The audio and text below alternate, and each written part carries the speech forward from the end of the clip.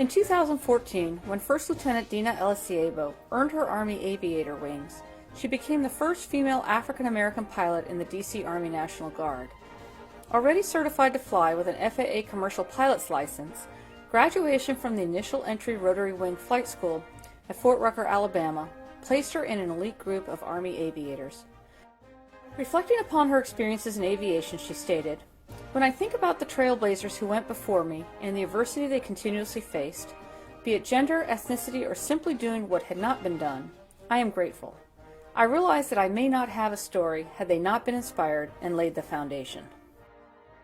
Some of the pioneers who laid that foundation were women like Bessie Coleman and Janet Waterford Bragg, two of the first African-American women to receive their pilot's licenses. These trailblazers led the way for countless others who had the courage, fortitude, and dedication to learn to fly. For Army Aviation, women's contributions began during World War II, and pilots such as Willa Beatrice Brown pushed to break racial and gender barriers. Brown was active in the Civil Air Patrol and served as the coordinator of the War Training Service for the Civil Air Administration. She was also the director of the Coffey School of Aeronautics, which became critical in paving the way for African American aviators in the Army Air Force's program at Tuskegee Institute. Several qualified black aviatrixes applied to the Women Air Force Service Pilot, or WASP, program, which consisted of a group of women contracted by the military to ferry aircraft and train pilots. But none were accepted because of their race. It would be almost 3 decades later when the military would allow female aviators in its ranks. For Army women, the official invitation to sit in the pilot's seat came in 1973, when then Army Chief of Staff General Creighton Abrams directed that women be trained as aviators. A few years later, in 1979, Lieutenant Marcella Hayes became the first African-American female to receive aviator wings in the United States Army. After graduating from the University of Wisconsin as the highest-ranking cadet in her class, Hayes was commissioned in 1978 and completed her helicopter flight training a year later at the U.S. Army Aviation Center. She served 22 years and retired as a lieutenant colonel. Many other women followed.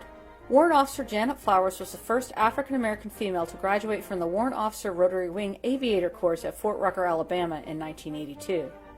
A few years later, after the 1992 decision was made to open combat aviation to Army women, Christine Knighton was in command of a tactical combat arms unit in the 1st Cavalry Division at Fort Hood, Texas. Colonel Knighton went on to retire after a 29-year Army career. Lieutenant Colonel Rose Fitchett was the Army's first African-American flight surgeon.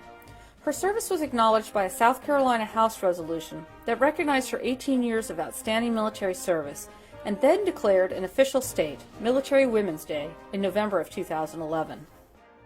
The proud tradition of African-American female aviators continues today with the extraordinary service of women like Chief Warrant Officer Sheila Presley, who served as an attack helicopter pilot in Operations Iraqi Freedom and Enduring Freedom. This highly decorated soldier credits the Army with allowing her to live her childhood dream, to be an aviatrix.